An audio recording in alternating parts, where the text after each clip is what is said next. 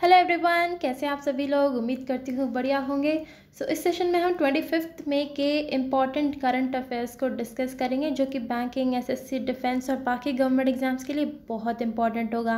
And I am really sorry guys, 1-2 दिन से delay हो गया सेशन, बट कोई ना, हम अब कवर कर लेंगे। बढ़ते हैं हमारी पहली न्यूज़ के साथ, जो कि है महिंद्रा फाइनेंस से रिलेटेड। अब ये क्यों रहा न्यूज़ में?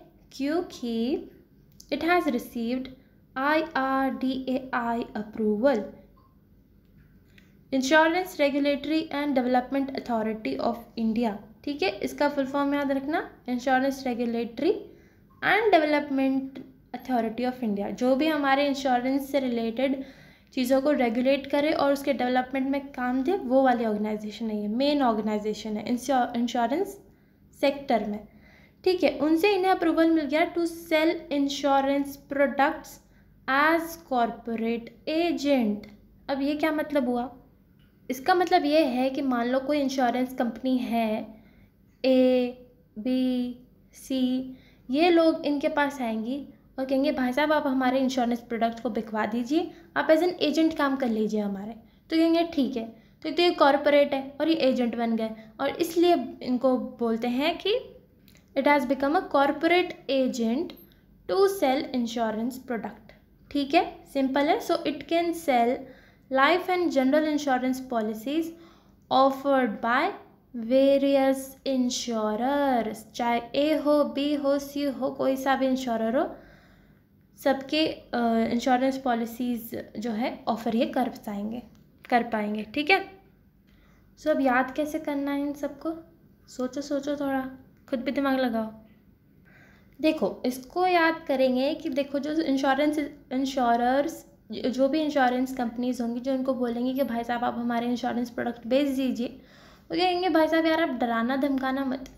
ठीक है, इसके लास्ट में डरा आ रहा है ना, तो डराना धमकाना मत, प्यार से बेचना एकदम, जैसे माँ बेचती है ना, माँ कोई भी चीज़ अपने बच्चे को समझाती है, उस तरीके से आप बेचना कॉरपोरेट एजेंट,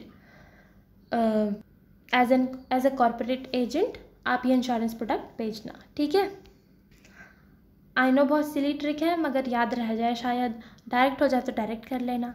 सिंपल, बढ़ो आगे। ऋषभ गांधी ये क्यों रहे न्यूज़ में? क्योंकि इन्हें नियुक्त किया गया है, इन्हें अपॉइंट किया गया है as an MD, managing director and CEO, chief executive officer of India First Life Insurance. ठीक है, और पहले ये इसी कंपनी में as deputy chief executive officer work कर रहे थे। ठीक है, अब इसे तो यार याद करना बहुत आसान है I guess. India first, Gandhi ji के लिए इंडिया फर्स्ट है। ठीक है, चाहे कुछ भी हो जाए, India was his first priority. ऐसे कुछ करके याद कर लेना। ठीक है, और हमेशा रश में भी रहते थे, क्योंकि भाई ब्रिटिशर्स वगैरह हमेशा सर पे चढ़े रहते थे, नहीं तो रश में रहना पड़ता था। इस तरह से हमें याद हो गया कि इंडिया फर्स्ट लाइफ इंश्योरेंस के MD CEO नियुक्त हुए हैं ऋषभ गांधी जी। जय बात, बढ़ो आगे। अब आते हैं travel and tourism development index. किस देश में ट्रैवल और टूरिज्म कितना डेवलप है, इस बारे में। अब देखो, इंडिया भी काफ़ी कोशिश तो कर रहा है कुछ टाइम से हमारे यहाँ का टूरिज्म वगैरह बढ़ाने की, तो देखते हैं इनकी क्या रैंक रही इसमें। तो देखो, सबसे पहली बात तो रिलीज़ कौन करता है इसे? तो रिलीज़ करते हैं वर्ल्ड इकोनॉमिक फोरम। ठीक है, अब देखो, अगर हम क्यों चाह रहे हैं कि हमारा इंडिया का जो है टूरिज़्म वगैरह बढ़े, क्योंकि उससे कहीं ना कहीं इकोनॉमी को बूस्ट मिलता है। इतने सारे लोग जो बाहर से आते हैं, उनसे पैसा आता है, वो चीज़ें खरीदते हैं, लोगों को रोज़गार मिलता है, तो हमारी इकोनॉमी बढ़ती है ना। टूरिज्म से इकोनॉमी बढ़ेगी, वर्ल्ड इकोनॉमिक फोरम तो ऐसे याद हो जाएगा, है कि नहीं। उसके अलावा इंडिया की रैंक रही 39, यस 39। और मज़े की बात यह है कि पूरे साउथ एशिया में इंडिया हाईएस्ट नंबर पर है। ये तो बहुत बढ़िया बात है, और इनफैक्ट काफ़ी ज़्यादा इम्प्रूवमेंट हुआ है। अगर हमारी 2021 की रैंकिंग देखें ना, तो तब हमारी 54th रैंक थी, अब हमारी 39th रैंक है। अब ये रैंक कैसे बढ़ी भाई? क्योंकि हमने काफ़ी मेहनत की है। Due to efforts to enhance tourism, travel sustainability, safety, इस तरीके से। लेकिन हाँ, एक बात और है कि 2021 में जब रैंकिंग आई थी तो जिन पैरामीटर्स पे रैंक निकलती थी वो अलग होते थे, और अब जो निकलती है वो थोड़े अलग है। सो कहीं ना कहीं डायरेक्ट कंपैरिजन उतना पॉसिबल नहीं हो पाएगा, पर चलो फिर भी अपनी रैंक बढ़ी तो बहुत बढ़िया बात है। और टॉप किसने किया है? तो भाई अमेरिका सब जानना चाहते हैं घूमने हैं कि नहीं, तो वो टॉप करेगा, फॉलोड बाय स्पेन और फिर जापान। सो याद कैसे करें? याद याद याद यार वो मूवी देखी है तुमने? कौन सी मूवी है यार वो, जिसमें 3 दोस्त होते हैं, घूमने जाते हैं कहीं पे, क्या है उस मूवी का नाम? एक तो मुझे याद नहीं रहता। ऋतिक रोशन है जिसमें, क्या है क्या, ज़िंदगी ना मिलेगी दोबारा। हाँ, ज़िंदगी ना मिलेगी दोबारा। सो उसमें तीनों मिलके जो है टूर पे निकलते हैं ना, तो वहीं से अपनी रैंक आ जाएगी, है कि नहीं? तीनों, सो तीनों, सिंपल है, तीनों। और पहले क्या थी रैंकिंग 2021 में? 54, 54 को हिंदी में 54 बोलते हैं ना। सो पहले तो ऐसा कुछ मान लो 1 ही 1 थे हमारे कंट्री में, 1 यानी फॉरेस्ट, ऐसे कुछ जस्ट इमेजिन कर लो स्टोरी की तरह यार, याद करने के लिए बस। 1 ही 1 थे, 1 ही 1 से 54, तो पहले तो 54 थे, 1 थे। उसको जब हमने थोड़ा डेवलप किया तो 3 साल में, तब जाके हमारी रैंकिंग हो गई 39, और तीनों दोस्त मिलके घूमने आ गए। सिंपल। पहली चॉइस तो भाई अमेरिका ही रहेगी, कुछ भी कर लो इस तरह से अमेरिका याद हो जाएगा, है ना? देखो सिंपल होती हैं चीज़ें, एकदम मस्त तरीके से याद करोगे तो जल्दी जल्दी याद हो जाएंगी। और डायरेक्ट याद हो जाए डायरेक्ट भी कर लो, कोई दिक्कत नहीं है। बढ़ते हैं आगे। वर्ल्ड इकोनॉमिक फोरम से ही अनदर न्यूज़, अभी हम इसी के बारे में पढ़ ही रहे थे कि ये travel tourism development index release करता है, उसी से रिलेटेड दूसरी न्यूज़ आ जाती है कि भाई इनके जो फाउंडर और एग्जीक्यूटिव चेयरमैन थे, जिन्होंने इसे फाउंड भी किया था, और इसके एग्जीक्यूटिव चेयरमैन भी थे, जिनका नाम क्या है? Clause Schwab. ठीक है, इन्होंने अनाउंस किया है कि भाई ये वाला अब ये पद छोड़ेंगे, हम इस रोल पे काम नहीं करेंगे। इन्होंने कहा कि हम ट्रांजिशन ले लेंगे to the role of non executive chairman. 2025 तक ये नॉन एग्जीक्यूटिव चेयरमैन में जो है ट्रांजिशन ले लेंगे। और हेडक्वार्टर्स कहाँ पड़ते हैं वर्ल्ड इकोनॉमिक फोरम के? तो वो पड़ते हैं कोलोनी, स्विट्ज़रलैंड। सो याद कैसे करना है इसे? देखो क्लॉज आ रहा है, क्लॉज को हम क्लोज पढ़ लेते हैं थोड़े टाइम के लिए याद करने के लिए। क्लोज होता है ना, बंद करते हैं चीज़ें। तो ऐसा कुछ देखो, ऐसा कुछ सोचो कि ऐसी कोई र्यूमर बढ़ी, कोई अफवाह फैलाई किसी ने कि भाई इकोनॉमी एकदम बंद होने वाली, क्लोज होने वाली है ना? तो उसी बात से डर के सब ने एक फोरम बनाई, कॉलोनी के सारे लोगों ने। हालांकि ये कॉलोनी नहीं है, स्पेलिंग देखो तो बीच में जी भी आ रहा है, लेकिन कॉलोनी पढ़ लेना यार, क्या जा रहा है याद करने के लिए।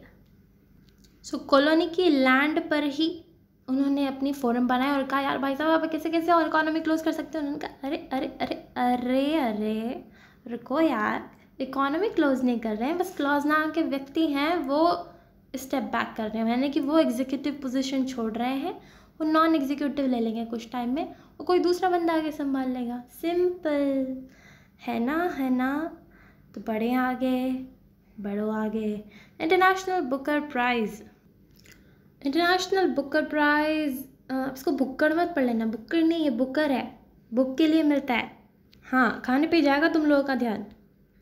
अच्छी नॉवेल्स के लिए मिलता है ये इंटरनेशनल बुकर प्राइज़। सो इस बार मिला है जर्मन के राइटर हैं, इस बार क्या बात है, जर्मन के राइटर जेनी एरपेनबैक। और ट्रांसलेट किसने की बुक की ट्रांसलेट माइकल हॉफमैन ने।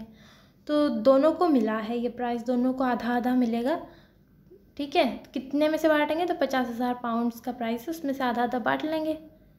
ठीक है। और नॉवल कौन सी है इनकी नॉवल है ये, एल करना है यहाँ पे, नॉवल कायरोस। यो यो अब याद कैसे करें भाई, याद कैसे करें, कैसे करें बताओ? चलो इसमें से कहानी बनाते हैं, है ना? कहानी इमेजिन कर लेना। ठीक है। सो एक बार की बात है, जेनी नाम की एक लड़की होती है। ठीक है। और उनका हस्बैंड होता है माइकल नाम का। ऑलराइट। और वो इतना भुक्कड़ होता है, इतना भुक्कड़ होता है, उसको कितना भी खिला लो वो हाफता ही नहीं है, खौफ से हाफता ही नहीं है। क्या मैन है यार, बड़ा मैन, हाफता ही नहीं है। सो माइकल हॉफमैन हाफता ही नहीं है खाना खा खाते।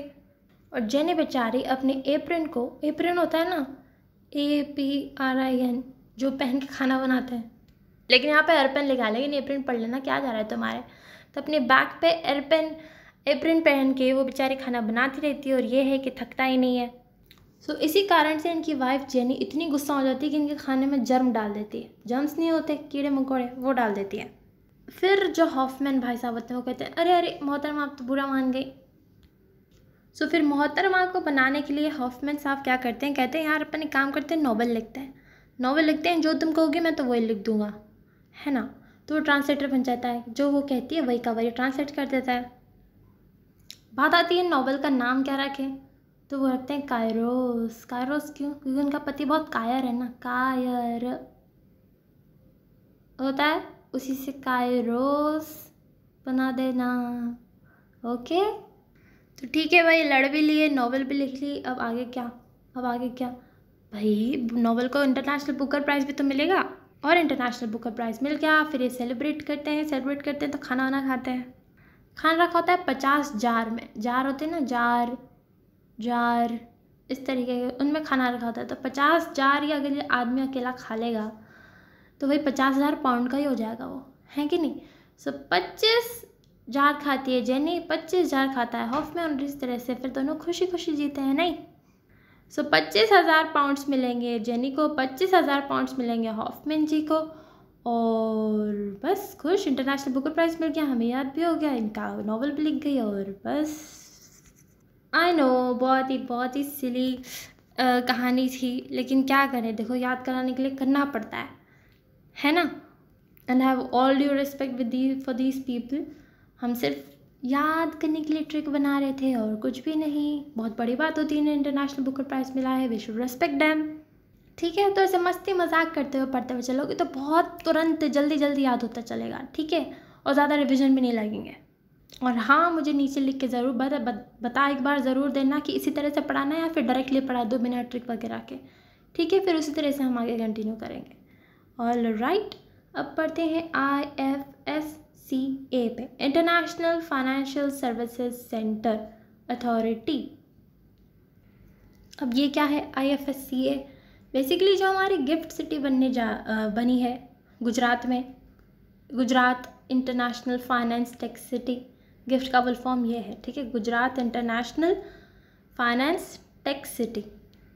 उसको डेवलप किया जा रहा है as an international financial services centre, जिससे कि वहाँ पे काफ़ी सारी इंटरनेशनल फाइनेंशियल सर्विसेज बहुत इजीली अवेलेबल हो जाएंगी, बहुत जल्दी हो जाएंगी, ताकि एक ईज़ ऑफ डूइंग बिजनेस होगा वहाँ पे। काफ़ी रिलैक्स नॉर्म्स है, अगर कोई वहाँ पे अपना बिजनेस सेटअप करता है तो टैक्स वगैरह कम लगता है। As a special economic zone भी वो डेवलप हो रहा है। So international financial services centre की तरह उसे हम डेवलप कर रहे हैं। सो उसे जो डेवलप और रेगुलेट करती है वो वाली अथॉरिटी है इंटरनेशनल फाइनेंशियल सर्विसेज सेंटर। अब फाइनेंशियल सर्विसेज कौन कौन सी होती है इंटरनेशनल लेवल पे? जैसे मान लो US के कोई स्टॉक्स खरीदने हैं तुम्हें, या किसी और कंट्री के कोई स्टॉक्स खरीदने हैं, तो देखो वो प्रोसेस बहुत सिंपल हो जाता है अगर हम ऐसे सेंटर्स को अगर हम डेवलप कर देते हैं तो। इसी तरह से अगर हमें करेंसी को कन्वर्ट करवाना या कोई सी भी ऐसी फाइनेंशियल सर्विसेज होती हैं तो वो बहुत आसान हो जाएंगी। इससे होता क्या है कि देखो हमारे देश में अगर ऐसा कोई सेंटर होगा तो बाहर से भी लोग अट्रैक्ट होंगे कि यार तुम्हें पता है वो इंडिया में ना ऐसा कोई सेंटर है, तो वहाँ पे ट्रेड वगैरह करना बहुत आसान है। वहाँ पे बहुत सारी जो इंटरनेशनल फाइनेंशियल सर्विसेज होती हैं वो बहुत ईजीली हो जाती हैं। तो कहीं ना कहीं जो बाहर से इन्वेस्टमेंट है वो भी हम अट्रैक्ट करेंगे, बाहर से कंपनीज़ अट्रैक्ट करेंगे, चाहे फाइनेंशियल कंपनीज़ हो, टेक कंपनीज़ हो। इसलिए फाइनेंस भी आ रहा है इसमें, टेक भी आ रहा है, ठीक है। तो कहीं ना कहीं हमारी इकोनॉमी के लिए बहुत ज़्यादा इम्पॉर्टेंट है। और अब नई न्यूज़ आ रही है कि हम उसको as a global commodity trading hub की तरह भी पोजीशन करेंगे, यानी कि ग्लोबल लेवल पे आप कोई सी भी कमोडिटी जो है ट्रेड करोगे तो उससे उसका वो हब होगा, वहाँ पे आप आराम से कर सकते हैं। सो ये था थोड़ा ब्रीफ में मैंने समझा दिया कि भाई ये है क्या, गिफ्ट सिटी क्या है, IFSCA क्या है। डिटेल में तो फिर बहुत लंबा चला जाएगा, है ना। बट आई थिंक थोड़ा बहुत मोटा मोटा आइडिया मिल गया। सो क्योंकि हम उसे पोजीशन करना चाह रहे हैं as a global commodity trading hub, तो उसके लिए कमेटी बनाई कि भैया आप बताओ कैसे कर सकते हैं, क्या कर सकते हैं। तो वो कमेटी चेयर कौन करेगा? राजीव खैर नाम के व्यक्ति हैं, वो चेयर करेंगे, जो कि फॉर्मर सेक्रेटरी हैं of ministry of commerce and industry. ठीक है, इतना आया समझ में? तो आगे बढ़े। सो अब याद कैसे करना है? तो देखो, अभी तक जो चीज़ें बताई वो तो ऐसे याद हो जाएंगे, क्योंकि फाइनेंशियल सर्विसेज लिखा आ रहा है, गिफ्ट सिटी लिखा आ रहा है, ये हम बार बार सुनते रहते हैं। ठीक है, अब कोई सी भी कमोडिटी ट्रेड कर सकते हैं तो भाई लोग तो राजी हो जाएंगे कि भाई मजा आ गया हमारे तो। ठीक है, सो राजी से राजीव खैर, और ऑफ कोर्स खरीदने बेचने की बात हो रही है, फाइनेंस से बात हो रही है, तो मिनिस्ट्री ऑफ कॉमर्स के अंदर ही तो आएगा, और किसी के अंदर कैसे आ सकता है? आएंगे नहीं यार, सिंपल सी बात है ना यार, आगे बढ़ो ना यार। फ्रेड रूज, ये कौन है? तो ये एक ऑस्कर विनिंग प्रोड्यूसर और कास्टिंग डायरेक्टर है, जिन्होंने काफ़ी बड़ी बड़ी मूवीज़ को जो है कास्ट किया है, प्रोड्यूस किया है, जैसे कि Godfather, Megapolis, and he has unfortunately passed away. जी हाँ, वो हमारे बीच नहीं रहे, और उनका इतना मतलब एक कहते हैं ना, एक लेजेंडरी टाइप थे, उनका इतना बड़ा इम्पैक्ट था ना, किसी भी मूवी में वो काम करते थे तो वो बहुत अच्छा ही करती थी। So the stories about his impact on some of the biggest films of all time are the stuff of Hollywood legend. एक तरह से उनका जो क्या इम्पैक्ट रहा कुछ मूवीज़ पे, वो इतना इम्पॉर्टेंट था कि हॉलीवुड में इनके काफ़ी चर्चे रहे हैं। ठीक है, अब याद कैसे करें बताओ? तो देखो, जो रेड रोज़ होता है, रेड रोज़ हम किसी को देते हैं तो वो सिस्टम हमने कहाँ से सीखा है? बॉलीवुड से सीखा है, बॉलीवुड सिखाता है हमारी चीज़ें। तो हॉलीवुड क्या सिखाएगा? वो सिखाएगा फ्रेड रोज़, रेड रोज़ नहीं, फ्रेड रोज़। थोड़ा मिलता जुलता है ना, इसमें रेड भी आ रहा है, रोज़ भी आ रहा है, सो फ्रेड रोज़। सो हॉलीवुड से तो ऐसे एसोसिएट कर लेना, और उसके अलावा ये इतने बड़े प्रोड्यूसर थे, कास्टिंग डायरेक्टर थे, तो इन्हें तो भाई रेड रोजेस मिलते ही रहते थे। इनके चाहे गॉडफादर हो, चाहे पुलिस हो, सबसे इन्हें रेड रोजेस मिलते थे। इनफैक्ट जब ये पास हुए, जब इनका देहांत हुआ, तब भी इनके पास काफ़ी सारे रेड रोजेस आए। तो देखो, आई have all due respect for this person, लेकिन हमें याद करने के लिए करना पड़ेगा। सो या, with all due respect, he is in Hollywood legend undoubtedly, and उनको ऑस्कर भी मिला हुआ है। सोचो कितनी बड़ी बात है। सो इसी के साथ हमें याद भी हो गया, और दुख की बातें ही हमारे साथ नहीं रहे, लेकिन चलो कोई ना, आई होप अब ये याद हो गया होगा। ठीक है, अब बढ़ते हैं आगे। IWF, ये क्या है? International weight lifting federation. उनकी जो वर्ल्ड यूथ चैम्पियनशिप थी, जो कि कहाँ हुई? लीमा पेरू में पड़ता है। पेरू एक साउथ अमेरिकन कंट्री है, साउथ अमेरिका में पड़ती है। ठीक है, सो इस चैम्पियनशिप में इंडिया के भी कुछ मेडल आए, तो वो हमें पढ़ लेने चाहिए, है कि नहीं? सो वो कौन कौन से हैं? एक तो है प्रीति स्मिता भोई, जो कि ओडिशा से है, सिर्फ 15 साल की हैं, और ये वो गोल्ड लेके आई हैं विमेंस 40 kg में, और इन्होंने वर्ल्ड रिकॉर्ड भी ब्रेक किया है बाय लिफ्टिंग 76 kg। ओके, पहले 75 kg का था, अब इन्होंने 76 kg लिफ्ट किया है। सो काफ़ी बड़ी बात हो जाती है वर्ल्ड रिकॉर्ड ब्रेक करना, तो ये तो बहुत इंपॉर्टेंट है, याद रखना ही रखना है। मेंस में 49 kg में बाबूलाल हेम्ब्रोम नाम के व्यक्ति हैं, उन्हें ब्रॉन्ज मिला है। पायल नाम की प्लेयर हैं, जिन्हें सिल्वर मिला है, और जोशना सबर नाम की भी एक व्यक्ति है, जिन्हें भी सिल्वर मिला है। ठीक है, काफ़ी सारे नाम है। सो एक तो भाई वेट लिफ्टिंग चैम्पियनशिप है, कोई पेरू नहीं उठाना। पेरू पता है ना, एक फ्रूट होता है, पेरू नहीं उठाना, पूरा वेट उठाना है, तो मजाक की बात नहीं है। ठीक है, सो एक प्रिटी सी लड़की आती है, बहुत प्रिटी सी, और भाई साहब वो तो रिकॉर्ड ही ब्रेक कर देती है। ओ भाई भाई, ओ भाई, हमारा तो मुंह खुला खुला ही रह जाएगा, है कि नहीं? सो ओडिशा से हैं वो। सो इतना बड़ा वर्ल्ड रिकॉर्ड ब्रेक करके जो ये लोगों को दिशा दिखा रही है ना, कि देखो इस तरह से करता है। सो ओडिशा, सो जैसे ही वो दिशा दिखाती है, पायल नाम की एक व्यक्ति होती है, जिन्हें सिल्वर मिल जाता है, वो भी वेट लिफ्ट करती हैं। पायल सिल्वर कलर की होती है ना, इस तरह से याद रख लेना। उसके बाद एक और लड़की में जोश आ जाता है, सो जोशना सबर, उन्हें भी सिल्वर मिल जाता है। ये सब देखते हुए बाबूलाल भाई साहब बोलते हैं, अरे यार कुछ आदमियों के लिए भी तो लाओ। तो बाबूलाल हेम्ब्रूम जी जो होते हैं वो ले आते हैं ब्रॉन्ज। तो देखो ब्रॉन्ज मिलता जुलता है, ब्रॉन्ज। ठीक है, आई नो बहुत बहुत सिली ट्रिक्स हैं ये, and to be honest I have all due respect for all the players जो कि बहुत अच्छी बात कर रहे हैं, बहुत अच्छे काम कर रहे हैं, हमारे इंडिया का नाम रोशन कर रहे हैं। लेकिन हमें याद करना एग्ज़ाम के लिए, तो ट्रिक्स तो आलतू फालतू की लगेंगी। सो यूथ देखो कितने बड़े बड़े काम कर रहे हैं, कितने हैवी लिफ्टिंग कर रहे हैं। नहीं, बहुत बढ़िया बात है भाई, बहुत बहुत बढ़िया। अब पढ़ते हैं ग्लोबल सिटीज़ इंडेक्स पर 2024 की। ठीक है, रिलीज़ कौन करता है? Oxford economics. बेसिकली सिटीज़ के क्या हाल चाल हैं, कैसा एनवायरनमेंट है, कैसी इकोनॉमी है, वही सब चीज़ें देखी जाती हैं। सो इंडिया से बेस्ट गई है दिल्ली, ठीक है, जिसका रैंक ग्लोबल लिस्ट पे है 350, 350। सो देखो, कोई भी अगर सिटी है मान लो, तो उसमें हम किस पैरामीटर पे चेक करेंगे कि देखिए एक तो इसका एनवायरनमेंट कैसा है, अच्छा है कि बुरा है। दूसरी बात, लोग कितने मेहनती हैं उसमें, तो ह्यूमन कैपिटल कैसा है। उसके अलावा कितनी मेहनत कर रहे हैं, सो मेहनत करेंगे तो इकॉनमी बढ़ेगी, सो उससे हमारी इकॉनमी पता पड़ेगी। ठीक है, सो कैसा एनवायरनमेंट है, कैसी इकॉनमी चल रही है, उसी से तो हमारी क्वालिटी ऑफ लाइफ भी डिटरमाइन होगी एक सिटी में, है कि नहीं। और इन सब चीज़ों का गवर्नेंस कैसे होगा, गवर्नेंस ये भी बहुत मैटर करता है। ठीक है, कैसे सरकार इसे गवर्न कर रही है। So human capital, economy, environment, quality of life and governance, ये हो जाते हैं इसके पैरामीटर्स। ठीक है, सो इन पैरामीटर्स की बात करें तो देखो ओवरऑल तो दिल्ली इंडिया से फर्स्ट है और ग्लोबल पे 350 पे है। लेकिन इन्वायरमेंट वाली कैटेगरी में, क्योंकि हम सब जानते हैं दिल्ली में पोल्यूशन कितना ज़्यादा है, वो वर्स्ट आई है सारी इंडियन सिटीज़ में। जी हाँ, और वैसे लास्ट पे कौन है, मतलब 1000 सिटीज़ में देखा जाता है कि कौन बेस्ट है कौन क्या है। तो सबसे लास्ट में सुल्तानपुर है यूपी की। ठीक है, लेकिन दिल्ली बेटर है मुंबई से कुछ पैरामीटर्स में, जैसे कि economics, human capital, quality of life. लेकिन एनवायरनमेंट और गवर्नेंस में मुंबई बेटर है। सो एनवायरनमेंट पे मुंबई बेटर है दिल्ली से, और गवर्नेंस में। ठीक है, एनवायरनमेंट अनडाउटेडली दिल्ली का बहुत बुरा है, अपन सब जानते हैं, तो वो तो याद रह जाएगा। ठीक है, सिंपल है ना याद करना।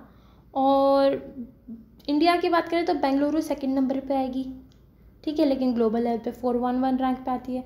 टॉप पे न्यूयॉर्क है भाई, न्यूयॉर्क बहुत फेमस है, अनडाउटेडली न्यूयॉर्क ही होगी। वहाँ पे क्वालिटी लाइफ वगैरह, इन्वायरमेंट वगैरह सारी चीज़ें बढ़िया होती है। So New York.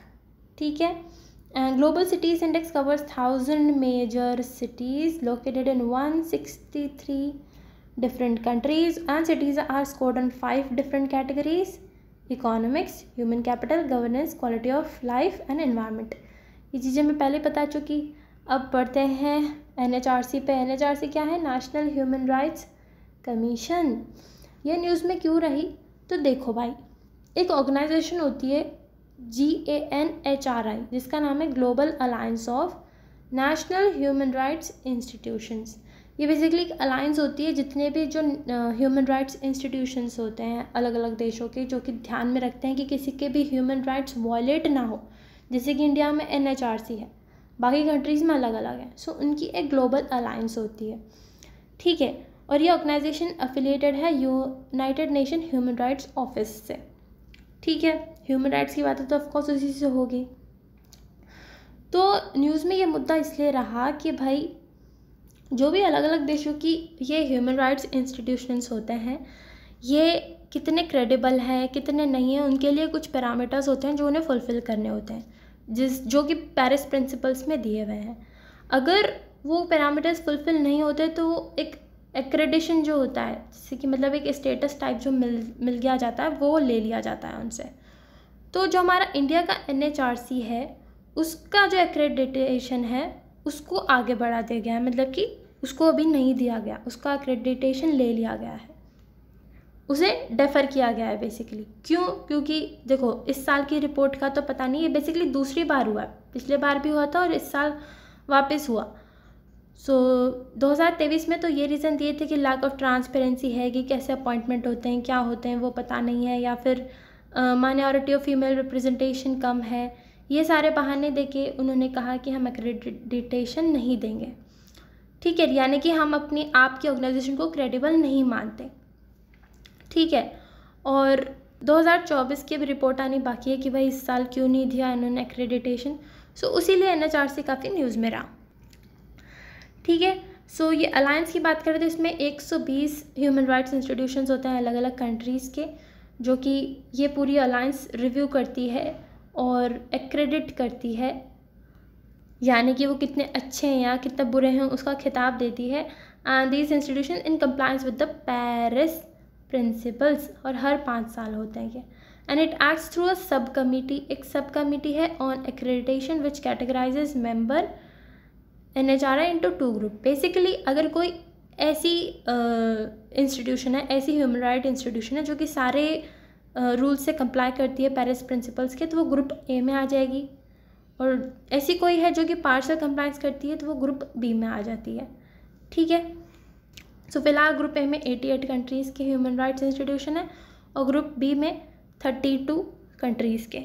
अलग अलग क्राइटेरियाज होते हैं, जैसे कि अपॉइंटमेंट फेयर होना चाहिए, माइनॉरिटीज़ का रिप्रेजेंटेशन होना चाहिए, विमेन का होना चाहिए, इस तरीके के बहुत सारे पैरामीटर्स होते हैं। किनको कितनी ऑटोनॉमी दे रखी है, कितनी इंडिपेंडेंस दे रखी है, गवर्नमेंट का कंट्रोल कितना है, ये सारे पैरामीटर्स पे बताया जाता है कि आपकी ऑर्गेनाइजेशन कितनी क्रेडिबल है।